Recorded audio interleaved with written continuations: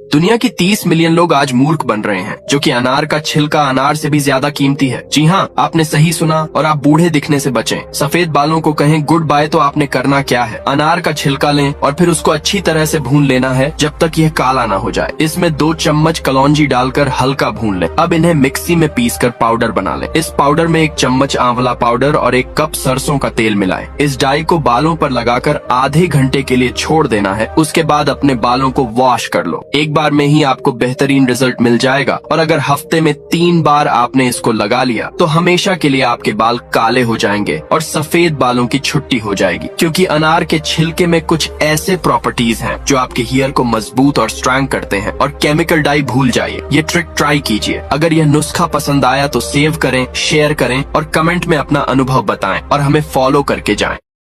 सेहत से मुतल्लक informative video के लिए हमारे पेज को सब्सक्राइब करें, वीडियो को लाइक करें और अपने दोस्तों के साथ जरूर शेयर करें जो किसी भी मर्ज में मुब्तला हैं।